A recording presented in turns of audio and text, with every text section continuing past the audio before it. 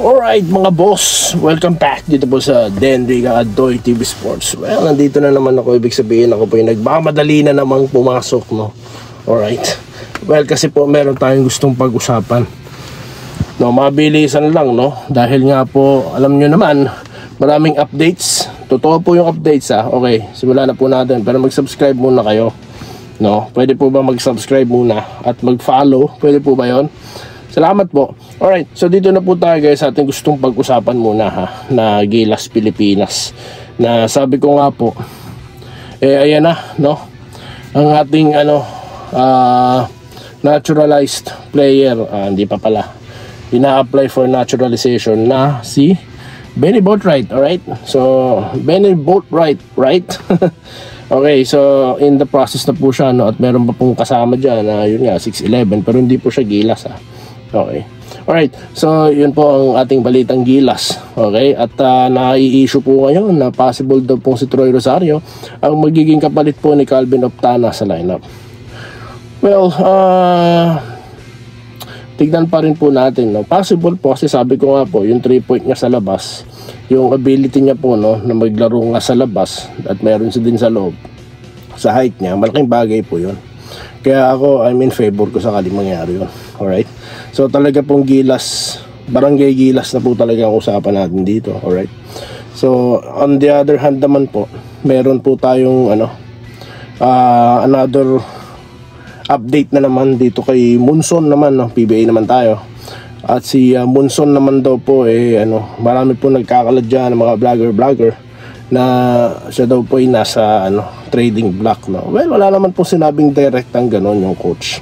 Okay, pero may hinala ako 1 and 2, no? Una, first hinala ako, siguro nasa listahan na yan, no?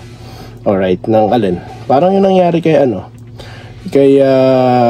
yung tinrade sa Magnolia, di ba? Na nakaukit na sa kanyang palad ang kanyang kapalaran. No? Tapos pangalawa naman, baka naman talaga naghahanap ng big man. Pero alam nyo po, isa siya sa mga magagaling na scorer ngayon ng Northport, diba? So nakakapagtaka naman, iti-trade mo sa big man. Madali lang kumuha ng big man sa draft, diba? Or mga pre-agent, si nakuha ng Ginebra, diba? Si Torres. So iti-trade pa siya, sino pang scorer nila? Diba?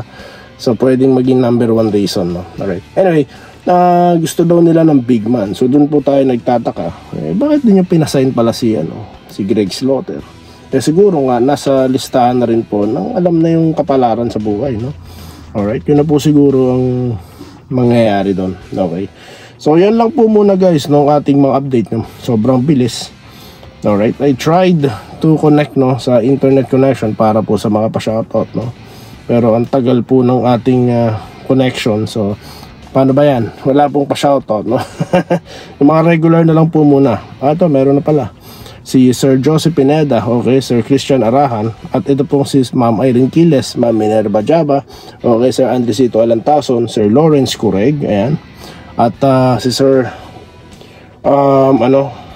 Ramil Raimundo, alright, si Sir Ramil Gonzaga, mukhang busy, ha. Bodolo Ramaro, alright, Marlon Deniega, ayan. Pangalan nyo po muna, mamaya na po yung comment kasi papasok pa si Doy TV, no? Hindi po katulad ng ibang vlogger na trabaho po ang pag-vlog, ako hindi, no?